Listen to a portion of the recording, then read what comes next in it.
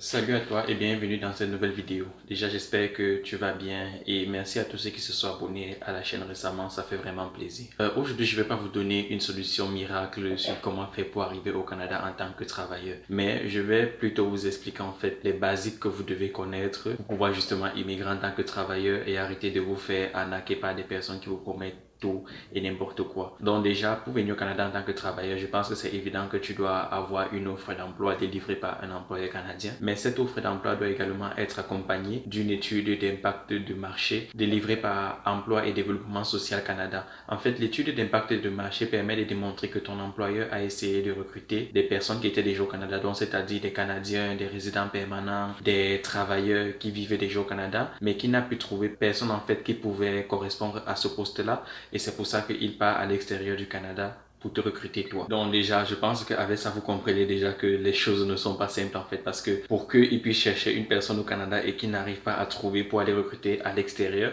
vous devez déjà comprendre que soit c'est un emploi dans un domaine très pointu, où on ne trouve pas beaucoup de diplômés dans ce domaine-là, ou c'est peut-être un emploi manuel que personne ne veut faire. Parce que par exemple, il y a des travailleurs saisonniers qui viennent au Canada chaque année en fait, donc ils viennent par exemple en période de récolte, juste pour faire les récoltes et après ils repartent dans leur pays. Donc par exemple, bon je prends juste l'exemple de cela. Donc par exemple cela c'est un type d'emploi que les Canadiens ne vont généralement pas vouloir faire, ou même nous les étrangers qui sommes déjà au Canada, parce que ce sont des travaux très physiques, c'est-à-dire récolter les champs, c'est assez physique. Et en plus de ça, nous on estime qu'on peut avoir des emplois qui vont payer la même chose mais qui vont nécessiter moins d'efforts physiques. Et en plus de ça, quand tu viens au travers d'un seul employeur, tu arrives au Canada avec ce qu'on appelle un permis de travail fermé.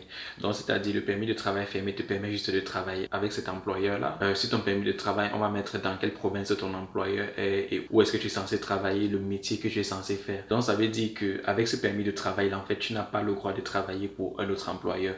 Ou du moins, si tu veux travailler pour un autre employeur, tu dois faire une autre demande de permis de travail. Ou même pour l'employeur qui t'a fait venir au Canada, si par exemple il t'a fait venir pour aller travailler dans la province du Québec et que du moins il a d'autres succursales, je ne sais pas moi, peut-être en Nouvelle-Écosse et qui veut maintenant que tu pars dans la province de Nouvelle-Écosse pour travailler pour lui, tu vas encore devoir faire de nouvelles démarches parce que initialement l'immigration t'a permis de venir travailler dans une succursale précise pour lui au Québec et pas en Nouvelle-Écosse. Donc vous voyez que là également ça se complique un peu. Mais comme vous venez pour travailler pour un seul employeur, il faut également savoir que c'est pas parce que vous êtes venu au Canada au travers de lui et que vous avez juste le droit de travailler pour lui en fait qu'il a le droit de d'abuser de vous ou d'abuser de ses privilèges d'employeur en fait. Donc c'est-à-dire vous faire travailler dans de mauvaises conditions. Parce que pour ça également, la loi canadienne a également prévu certaines règles pour ça en fait. Donc c'est-à-dire si vous vous sentez abusé ou si vous avez l'impression que l'employeur exerce une quelconque violence pour vous, vous pouvez faire un recours et demander et vous servir de ça en fait pour demander un permis de travail ouvert qui va vous permettre de travailler avec n'importe quel emploi.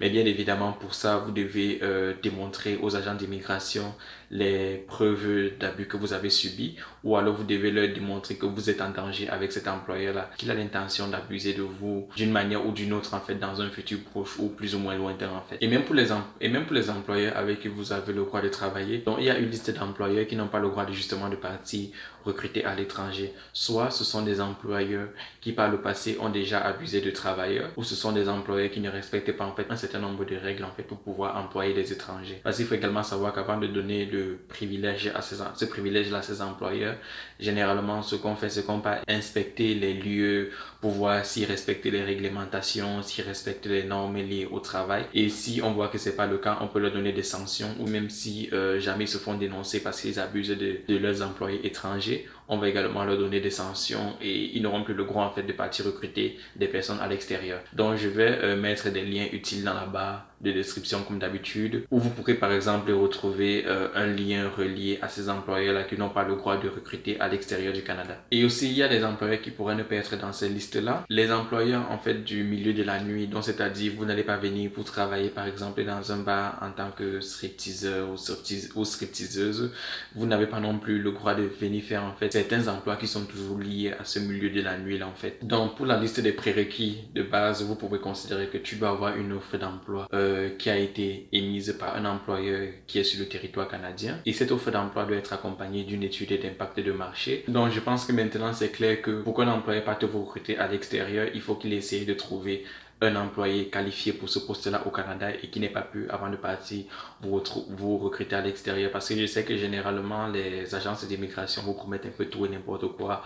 Vous trouvez le travail au Canada. Comme par exemple dans ma précédente vidéo, je vous ai mis le lien d'une autre vidéo en fait qui vous expliquait le cas d'une femme qui est arrivée au Canada en tant que travailleuse. Donc elle avait un permis de travail fermé et quand elle arrive au Canada, son employeur lui a dit qu'il ne la connaissait pas en fait parce que lui ne l'avait jamais recrutée. Donc on ne sait pas trop comment est-ce que l'agence d'immigration de son pays s'est fait pour obtenir des documents d'emploi liés à cette entreprise-là. Donc, comme d'habitude, je vous conseillerais de faire attention dans vos démarches et bien évidemment, je vous ai mis des liens en bas de description, comme je l'ai dit plus tôt. Il y a différents liens en fait sur la liste de documents à fournir pour pouvoir venir au Canada en tant que travailleur, tout ce qu'il faut comme prérequis. Donc, vous pouvez aller checker ça, lire et vous informer vous-même.